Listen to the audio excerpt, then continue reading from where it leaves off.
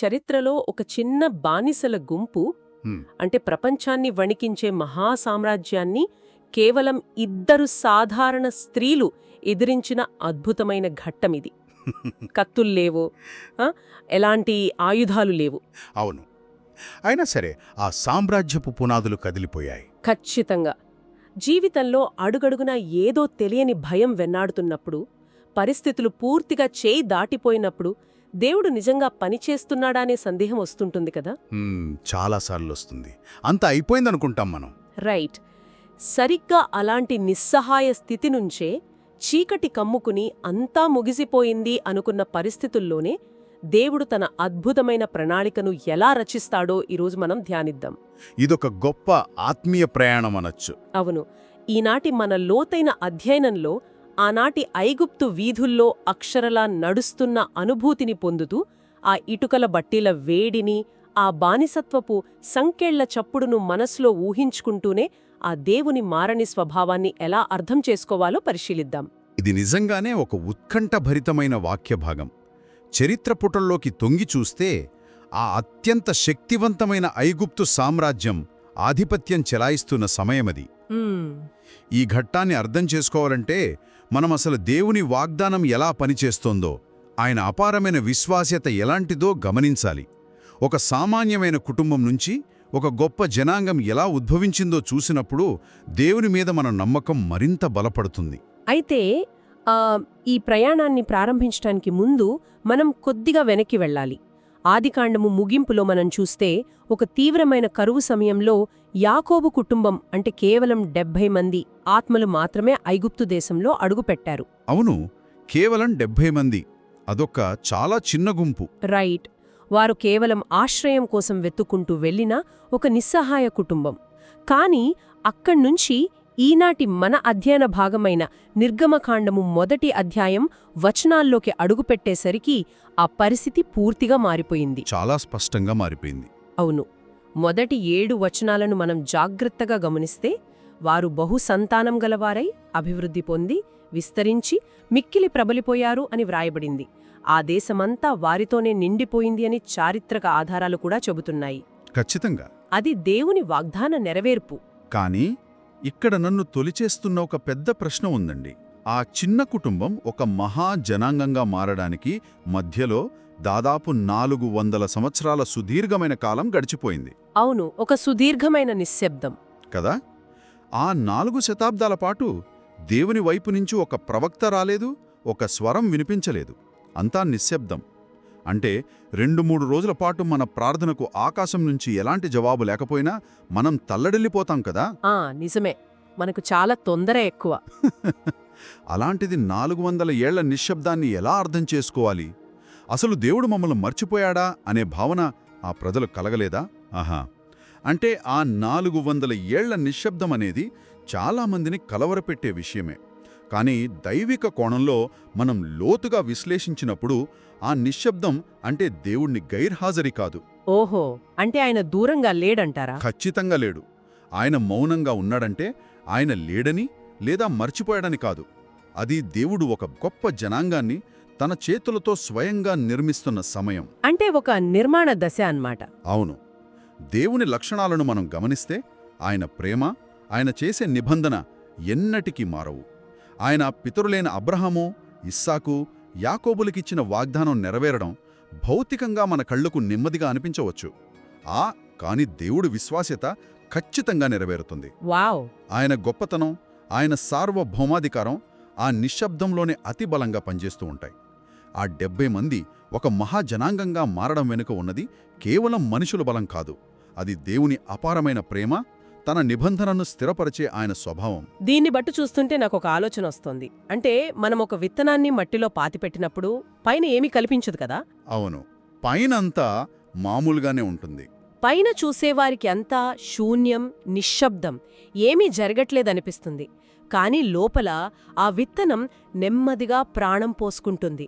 వేళ్లు తన్నుకుంటూ భూమిలోకి పటిష్టంగా మారుతుంది. అద్భుతమైన పోలిక. దేవుని వాగ్దానాలు కూడా ఈ 400 ఏళ్ల కాలంలో అలాగే భూమిలో దాగి ఉన్న విత్తనంలా పనిచేశాయా? బయటికి నిశ్శబ్దం, కాని లోపల ఒక మహా అద్భుతం జరుగుతోందా? అక్షరాల అంతే. మట్టి లోపల జరిగే ఆ జీవ ప్రక్రియ మన కంటికి కనిపించదు, కానీ అది వాస్తవం. దేవుని సార్వభౌమాధికారం, ఆయన సంకల్పం కూడా అచ్చం అలాగే పనిచేస్తాయి. 100 ఏళ్లు గడిచినా ఆయన వాగ్దానం ఒక్క క్షణం కూడా విశ్రమించలేదు. ఒక్క క్షణం కూడా విశ్రమించలేదు, రైట్? అవును, ఆ దేశమంతా వారితో నిండిపోయింది అనడంలో ఉన్న ఆంతర్యం అదే. మన జీవితాల్లో కూడా కొన్నిసార్లు ఎదురయ్యే నిశ్శబ్ద సమయాలు శూన్యం కాదు. అవి మనల్ని లోపల్నుంచి పటిష్టంగా మార్చే దైవిక నిర్మాణాలు. నిజమేనండి.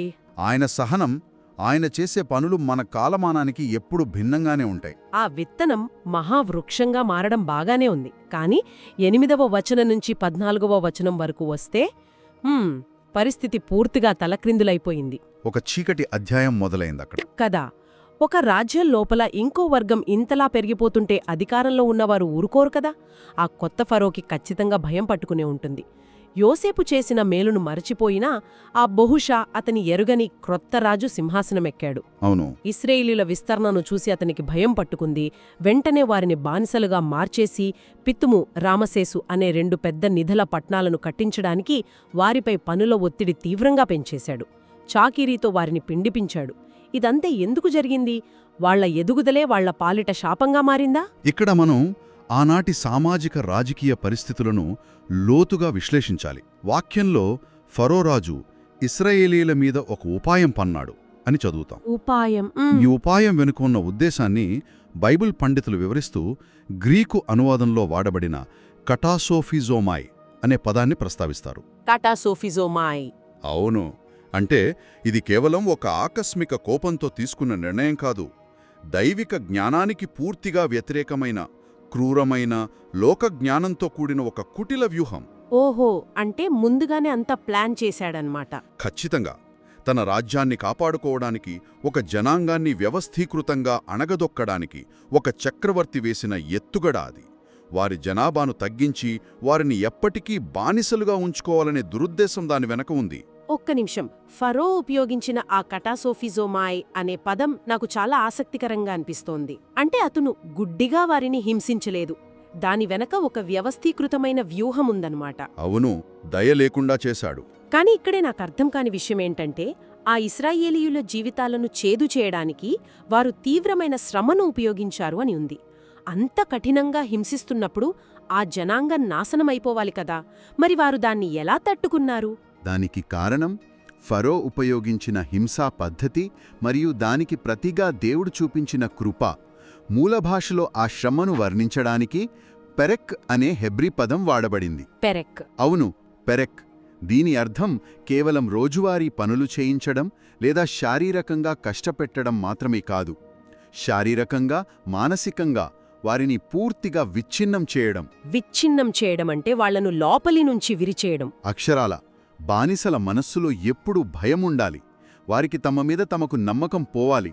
తమ ఉనికిని, తమ దైవిక గుర్తింపును పూర్తిగా మర్చిపోయి భట్టిల్లో మట్టిని పిసికే యంత్రాల్లా పనిచేయాలి. అది ఫరో ఉద్దేశం. ఎంత భయంకరమైన ఉద్దేశం! జీవితంలో అకస్మాత్తుగా ఎదురయ్యే కష్టాలను, మన గుర్తింపును, మన ధైర్యాన్ని విచ్ఛిన్నం చేయాలని చూసే భయంకరమైన పరిస్థితులను ఈ పెరెక్ అనే పదం సూచిస్తుంది. ఇక్కడే నాకు ఆ పెద్ద సందేహమొస్తోంది. సాధారణంగా ఇలాంటి విచ్ఛిన్నం చేసే కష్టాలు వస్తే ఆ మనుషులు కృంగిపోవాలి కదా. పగలంతా మట్టిలో, ఎండలో తీవ్రమైన చాకీరీ చేస్తూ మానసికంగా విచ్ఛిన్నం చేయబడితే ఏ జనాంగమైనా అంతరించిపోతుంది. లోకరీతిగా ఆలోచిస్తే అంతే జరగాలి. కాని ఆశ్చర్యకరంగా వారు మరింతగా అభివృద్ధి చెందారు అని చారిత్రక ఆధారాలు చెబుతున్నాయి. ఇది లోకతర్కానికి పూర్తిగా విరుద్ధంగా ఉంది కదా. ఇది ఎలా సాధ్యమైంది? అంతటి క్రూరమైన వ్యూహాన్ని దేవుడు ఎందుకు అనుమతించాడు? మీరడిగిన ఈ ప్రశ్నలోనే దేవుని అద్భుతమైన సార్వభౌమాధికారం మనకు స్పష్టంగా కనిపిస్తోంది. లోకపరంగా చూస్తే అణచివేత అనేది నాశనానికి దారితీయాలి.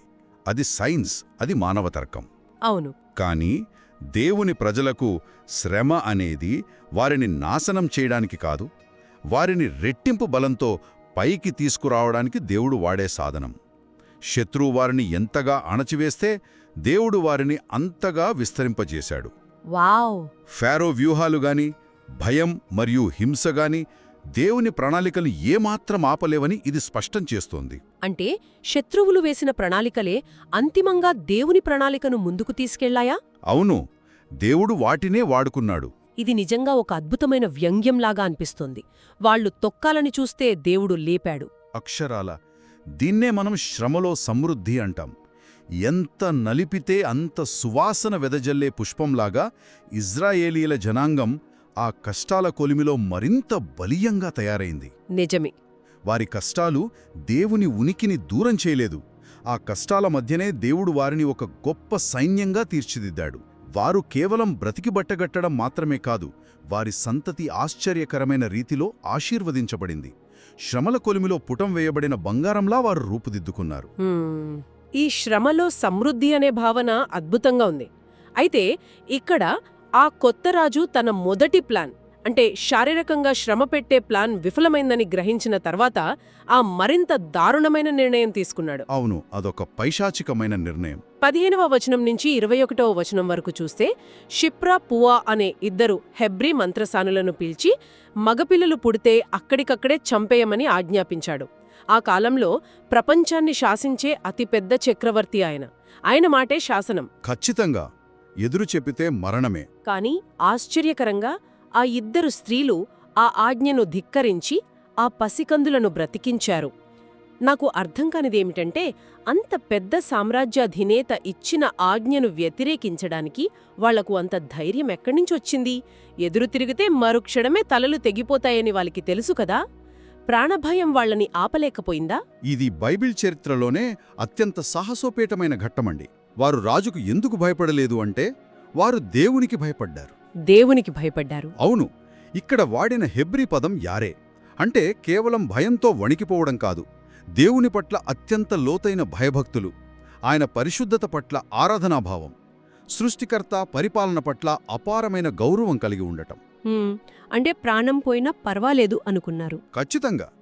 తమ కళ్ళెదుట ప్రాణభయం స్పష్టంగా కనిపిస్తున్నప్పటికీ, ప్రాణాలు తీసే అధికారమున్న రాజు సింహాసనం మీద కూర్చుని ఆజ్ఞాపిస్తున్నప్పటికీ, తమ సొంత ప్రాణాలను సైతం లెక్క చేయకుండా వారు పరలోకరాజు శాసనానికి లోబడ్డారు. ఈ పదం గురించి ఆలోచిస్తుంటే ఒక అద్భుతమైన సత్యం బయటపడుతోంది.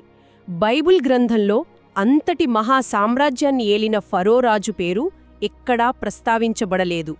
కాని చరిత్రగతిని మార్చిన ఆ ఇద్దరు సామాన్య బానిస స్త్రీల పేర్లు షిప్రా మరియు పూవా శాశ్వతంగా లిఖించబడ్డాయి. దేవుని లెక్కలు అలా ఉంటాయి కదా. ఇది దేవుడు తన పట్ల భయభక్తులు కలిగిన వారిని ఎలా ఘనపరుస్తాడో చూపిస్తోంది. ఒక రకంగా వారు అధికార క్రమాన్ని స్పష్టంగా అర్థం చేసుకున్నారు. భూసంబంధమైన రాజు శాసనం కంటే దేవుని శాసనం గొప్పదని వారు నమ్మారు. తమకు ఏమాత్రం సొంత బలం లేకపోయినా ఇలాంటి నిర్ణయం తీసుకోవడం ఒక గొప్ప అద్భుతం. అవును, లోకపు రాజు ఇచ్చే శిక్ష కంటే సృష్టికర్త ఇచ్చే తీర్పు ముఖ్యమని వారు బలంగా నమ్మారు. భూసంబంధమైన భయం, మనుషుల పట్ల భయం వారిని శాసించలేకపోయాయి. నిజమే. ఇక్కడ దేవుని కృపను మనం గమనించవచ్చు. ఆ మంత్రసానులు దేవుని వైపు నిలబడినందుకు ప్రతిఫలంగా దేవుడు వారికి బాయిత్ అనగా ఇండ్లు కట్టించాడు అని వాక్యం చెప్తోంది. బాయిత్ అంటే ఇండ్లు.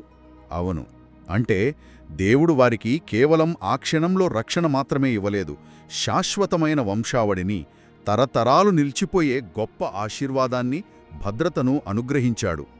తమ ప్రాణాలను పణంగా పెట్టి పరుల గృహాలను, పరుల సంతానాన్ని కాపాడిన వారికి దేవుడు వారి స్వంత గృహాలను కట్టించాడు.